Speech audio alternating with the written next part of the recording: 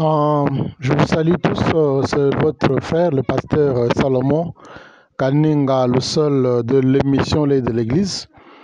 Soyez le bienvenu dans notre cours, dans notre 13e séance. En fait, nous parlons sur la 13e séance sur la transmission du leadership, le pouvoir du mentorat et de la succession. Je pense bien que ça sera notre dernière session sur la transmission de leadership et le pouvoir du mentorat. Et n'oubliez pas que nous sommes dans notre 13e séance et c'est aussi la dernière séance. Alors, sans plus tarder, je voudrais faire un petit rappel sur le point qu'on se parlait à la séance dernière avant que nous puissions entamer la 13e. Nous étions en train de parler sur un élément important, comment trouver un successeur. Et il y a des critères que nous avons soulevés. Et parmi ces critères-là, nous avons bien remarqué que parmi les disciples du Seigneur Jésus-Christ, nous avons fait les analyses. La personne à qui il fallait que les choix tombent, afin qu'il puisse remplacer physiquement le Seigneur concernant l'œuvre de son Église. Alors, nous avons fait les études approfondies sur chacun d'eux et on a parlé sur la répartition du Seigneur sur les disciples, comment il avait une équipe de 12, comment il avait aussi une équipe de 9, comment aussi il avait une équipe de 3 et sans oublier, nous avons aussi noté qu'un bon leader doit avoir des cercles aussi internes. C'est une personne, il peut avoir une équipe dirigeante, bien l'équipe des responsables, mais dans cette équipe ici, il doit avoir un cercle fermé d'un serviteur, de nombres, disons, des catégories de serviteurs à qui il place beaucoup de confiance, qui vont prendre le relève après son départ. Mais parmi eux, il y aura seulement une seule personne, puisque Dieu n'a jamais choisi des personnes, Dieu a seulement choisi une seule personne. Voilà. Alors, nous étions en train de parler sur l'apôtre Pierre. Nous avons remarqué une chose que quand le Seigneur parlait, quand il prophétisait sur sa mort, l'apôtre Pierre était la première personne à faire la réaction. Et quand le Seigneur disait que non, je serai une occasion de chute, bien une pierre d'achoppement et devant vous, et l'apôtre Pierre plutôt avait dit, rien de pareil ne t'arrivera. C'est-à-dire, ça montre clairement que il était contre toute intention, tout projet qui devrait détruire son Seigneur. Et lors de l'arrestation du Seigneur, nous avons parlé aussi en large que l'apôtre Pierre était le seul apôtre qui a fait sa réaction brutale pour protéger son Seigneur en coupant l'oreille d'un des disciples. Et plus tard, quand le Seigneur était arrêté dans le jardin, et on l'a mené à la cour et tout le monde avait pris la fuite et il était la seule personne, eh bien le seul apôtre qui était resté et qui a marché devant lui jusque dans la cour du tribunal. Et dans la cour du tribunal, on lui avait posé la question s'il connaissait le Seigneur et il avait régné 3 fois. Et nous avons aussi parlé clairement que du fait que l'apôtre Pierre plutôt avait régné 3 fois le Seigneur, cela a montré clairement qu'il ne voulait pas quitter la salle, il voulait rester dans la cour pour voir qu'est-ce qui va arriver à son Seigneur. C'était une façon de ne pas, comment dirais-je, quand il avait compris qu'en régnant de cette manière-là, on ne va pas les chasser et dans la cour, il va rester dans la cour et voir qu'est-ce qui va arriver à son Seigneur. Il ne voulait pas toutefois abandonner ou permettre que son Seigneur puisse rester seul. Alors la seule manière pour s'y faire, il fallait qu'il puisse régner le Seigneur, afin qu'il reste dans la salle et rester ensemble avec lui et voir qu'est-ce qui va lui arriver. Alors, bien-aimés dans le Seigneur, on peut aller déjà dans une conclusion. Alors, qu'est-ce que vous allez remarquer parmi tous les 12 apôtres? Parlons même en termes de 11, puisqu'ils étaient restés au nombre de 11 quand Judas était parti. Le Seigneur a fait seulement, son choix est tombé seulement sur une seule personne. C'est l'apôtre Pierre qui a pris le relève. Alors, il y a ici certains critères des hommes qu'il ne faut jamais choisir pour te remplacer un jour comme étant un leader. Alors, je pense bien, nous allons parler sur quelques points. Je pense bien que ce sera 9 points Non, non, non, non. Je pense bien que c'est quelque chose comme 13, voilà, 13 critères, 13 critères. Voilà, il y en a beaucoup. Je pense bien on peut aller lentement et sûrement. Le premier critère, il ne faut jamais choisir une personne qui aime ta vision. Je pense bien que vous serez choqué par cette paragraphe, bien par cette phrase ici. Il ne faut jamais choisir une personne qui aime ta vision pour te remplacer un jour quand tu ne seras pas là. C'est tellement dangereux. Deuxièmement, il ne faut jamais choisir une personne qui aime ton don. Il y a des gens qui aiment de la manière où tu es charismatique, de la manière dont Dieu t'utilise, de la manière où la puissance du Saint-Esprit est manifestée dans ton ministère. C'est-à-dire quoi? Il ne faut jamais choisir une telle personne. La personne qui aime plus ton don, ce sont des personnes aussi qui sont dangereuses. Il ne faut jamais aussi choisir une personne qui aime ce que tu as. La personne qui aime ce que tu as en termes de l'onction, les ailes. Le pasteur est très zéleux, le pasteur est très loin, il est très puissant. C'est un homme de prière, un homme de sacrifice et de jeûne. Quand une personne aime ton onction, il aime la manière où tu es dévoué dans le Seigneur, ton zèle, ce n'est pas aussi une personne à faire un bon choix. Je pense bien, parmi les critères que vous avez, je suis en train de détruire plusieurs critères déjà. Ne choisis jamais la personne qui aime ta puissance. Il ne faut jamais aussi choisir la personne qui aime ta puissance. Ne choisis aussi jamais une personne qui aime ton autorité ou encore ta fonction. La personne qui aime ton autorité et ta fonction, ce n'est pas un bon choix. Il ne faut jamais aussi choisir celui qui pense qu'il est plus sage que toi. Ça, c'est aussi parmi les critères à éviter. Si une personne, un serviteur de Dieu, pense qu'il est plus sage que toi, ce sont les gens qu'il faut vraiment redouter. Il faut mettre en évidence, ce sont les gens qu'il ne faut pas choisir pour te remplacer. Le seul critère du Seigneur est simple. Le seul critère du Seigneur est simple. Le Seigneur, quand il avait choisi un apôtre qui devait prendre les relèves sur son église, son critère était tellement simple, mais c'est difficile d'avoir ce caractère de personne. C'est un critère qui est simple, très simple, mais très difficile. On dit choisis la personne qui t'aime plus. Parmi les 11 ou bien parmi les 12, il n'y a pas une personne qui aimait plus le Seigneur que l'apôtre Pierre. Ça c'est clair, c'est dans la Bible. Vous êtes les hommes de Dieu, vous lisez les Écritures. Vous êtes les servantes de Dieu, vous lisez les Écritures. Vous allez vous rendre compte qu'il n'y a pas une personne qui a aimé le Seigneur plus que l'apôtre Pierre. Même Jean, qui couchait sur sa poitrine, qui mettait sa tête sur sa poitrine, il n'aimait pas le Seigneur de la même manière que l'apôtre Pierre. Alors c'est pourquoi la Bible dit, et nous avons dit clairement, selon la Bible, selon les critères du Seigneur, s'il faut faire les études sérieusement, vous allez vous rendre compte qu'il a choisi la personne qu'il aimait plus que les autres. La personne qu'il aimait, l'apôtre qu'il aimait plus que les autres. C'est tout à fait normal dans une équipe de responsables, dans une équipe de dirigeants, qu'un pasteur, un leader peut avoir, il y a toujours des gens, il y a toujours une personne qui va t'aimer plus que les autres. Et c'est un bon critère, ce sont des personnes qu'il faut choisir. L'apôtre Pierre, vous vous rappelez que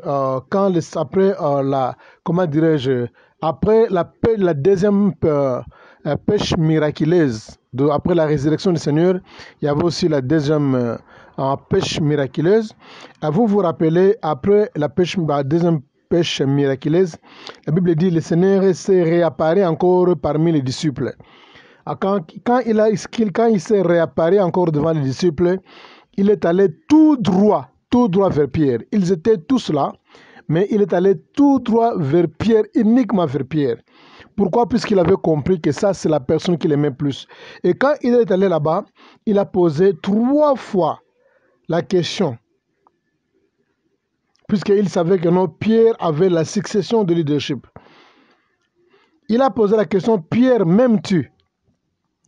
Pierre a dit, Seigneur, tu connais tout. Pierre, m'aimes-tu? Et enfin, il a dit, Pierre, est-ce que tu m'aimes plus que les autres? Il a dit, Pierre, est-ce que tu m'aimes plus que les autres? Et sa réponse, il a dit que non, Seigneur, tu connais tout. C'est-à-dire quoi? Tu connais l'intérieur de mon âme. Même si je ne peux pas m'exprimer, mais en réalité, tu connais l'extérieur, l'intérieur de mon âme. tu connais mon intérieur, tu connais mon fond, tu connais mon âme, tu connais mon cœur. Alors il a dit, paie mes brebis. Voilà. Ton successeur, c'est la personne qui t'aime plus. Quand le Seigneur avait rendu compte, quand il a réalisé que Pierre l'aimait plus que les autres, puisqu'il a même déclaré, il a dit que m'aimes-tu plus que ceux ici même.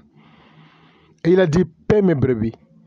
Donc, son critère était tellement simple. Un seul critère, la personne qui l'aime plus que les autres. La personne qui l'aime plus, et il avait compris pendant son parcours qu'il n'y avait aucun apôtre qui l'aimait plus que l'apôtre Pierre. Alors, c'est pourquoi c'est lui le successeur. Il lui a donné la succession parce qu'il avait compris un mystère. Pourquoi disent? Parce que la personne qui t'aime va aussi aimer ta vision, ta famille et ta puissance. Une personne qui t'aime plus quand tu n'es pas là, quand tu es mort, bien quand tu as voyagé quelque part. La personne qui t'aime plus, il va aussi aimer ta vision. Et il va aussi aimer ta famille et il va aussi aimer ta puissance. 11. Nous sommes sur les critères toujours. S'ils t'aiment, ils vont aussi aimer ce que tu aimais. Et il ne va pas détruire ta vision.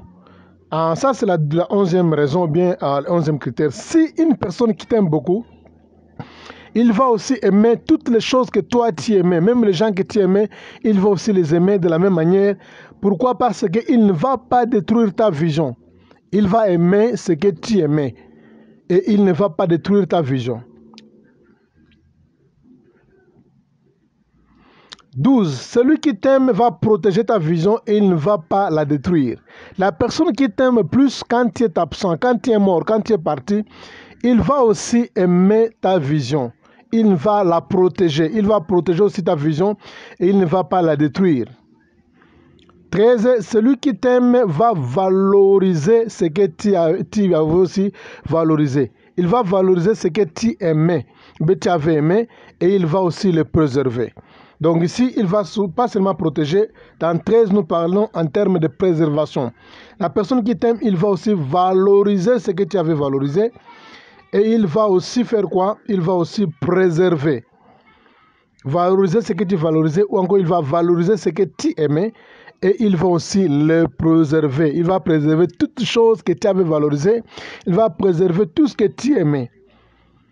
Alors voilà un peu là. Ce sont là les critères d'une personne à qui il faut faire un choix pour laisser la responsabilité un jour quand tu n'es pas là. Sinon, ça sera un grand scandale. C'est une expérience que beaucoup des hommes de Dieu ont vécu, puisqu'ils n'ont pas fait les choix de la manière où le Seigneur avait fait son choix.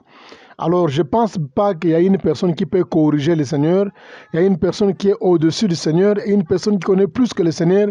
Il y a une personne qui est, comment dirais-je, qui a une conception plus grande par rapport à celle du Seigneur. Il n'y a aucune personne sur la terre, aucun leader. Alors, nous devons copier correctement de la manière dont le Seigneur avait fait son choix. Choisir la personne qui aime plus que les autres. C'est alors que tu verras que ton œuvre, après ton absence, ta mort, ça va s'épanouir, ça va progresser et il n'y aura pas vraiment plusieurs dégâts après ton départ. Vraiment, merci. Comme j'avais dit, c'est la dernière séance, la 3e séance. Et n'oubliez pas que nous étions en train de parler sur la transmission du leadership, les pouvoirs du mentorat et de la succession. Tu vois, un bon leader, c'est celui qui sait transmettre son leadership à une autre génération. Et il doit aussi avoir les pouvoirs du mentorat, c'est-à-dire quoi? Mentorat, d'encadrer les gens. Et il doit aussi penser à la succession, la personne qui doit prendre les relèves plutôt après son départ. Alors, rappelez-vous, la fois passée, je vous ai parlé sur la parabole du serviteur impitoyable. Pourquoi? Puisqu'il avait coupé la chaîne. Alors, la chaîne, on lui a confié, on lui a pardonné. Le serviteur impitoyable était pardonné. On a remis la dette, on a oublié la dette et on a cancellé la dette, on a annulé la dette. Alors, il devrait faire aussi de la même manière. Alors, quand il l'a pris, quand il est allé chercher la personne qui lui devrait payer d'argent seulement, il a refusé de continuer avec la chaîne. Il a brisé la chaîne. Il a refusé de pardonner. Il a refusé, comment dirais-je, de laisser la chaîne continuer, la chaîne de la miséricorde, du pardon du péché. Et il a saisi son serviteur, il lui a jeté dans la prison et il lui a brutalisé. Et la Bible dit que ce sera les mêmes jours, les jours du jugement. C'était seulement un exemple pour nous faire voir que de la même manière tu étais encadré, de la même manière qu'on t'avait légué la succession du leadership et du pouvoir, de la même manière on a fait le mentorat dans ta vie, de la même manière on t'a transmis le leadership et il faut aussi transmettre ça dans une autre génération. Il ne faut jamais mourir avec les bâtons à la main. Il ne faut jamais être enterré avec les bâtons à la main. Mais il faut transmettre ça à une autre génération, à une autre personne qui va prendre le relève. Ne coupez pas la chaîne, mais laissez la chaîne continuer. C'est-à-dire quoi? Il faut faire de la même manière, puisqu'il y a plusieurs serviteurs de Dieu, hommes de Dieu, servantes de Dieu, qui sont tellement égoïstes. C'est très difficile de les voir céder la chair. C'est très difficile de les avoir initiés, les jeunes serviteurs, de progresser, de s'épanouir. C'est très difficile, même si ces gens reçoivent l'appel de Dieu. Même s'ils les reçoivent, même s'ils sont, ouais, Dieu les utilise puissamment. Mais quand tu arrives à un leader, maintenant, c'est difficile que le leader puisse les libérer. Et un bon leader ne retient pas les gens, c'est celui qui libère les gens. C'est celui qui pense sur une autre génération. Après sa mort, qu'est-ce qui va se passer? Voilà, bien-aimés dans le Seigneur, nous nous arrêtons aussi. Sans plus tarder, je pense bien, il y a les prochains cours que nous allons parler. Nous allons parler prochainement sur leadership management. C'est un terme en anglais, de leadership management. En français, s'il faut traduire ça plutôt, nous allons parler en termes sur le principe de la bonne gérance. Le principe de la bonne gérance, ça c'est notre nouveau cours que nous allons entamer bientôt. Soyez bénis, que le Seigneur soit avec vous. Vraiment, ne manquez pas ce cours ici. Le leadership management, c'est un cours qui est tellement important, tellement puissant. C'est même plus que les gens qui font de la théologie. Alors, je pense bien, suivez ça jusqu'à la fin. J'insiste, je le répète, le leadership management, c'est plus que la théologie. Ouais, c'est plus que même les études bibliques qu'une personne peut faire. Alors, c'est quelque chose qui est profond, un cours qui va vous armer, un cours qui va vous transformer, qui va vous changer, et vous allez voir les choses d'une autre manière. Ne manquez pas ce cours que nous allons parler bientôt sur le principe de la bonne gérance, de leadership management. Soyez bénis. C'est votre frère le pasteur Kaninga Lucel Salomon de l'émission L'œil de l'Église. Merci.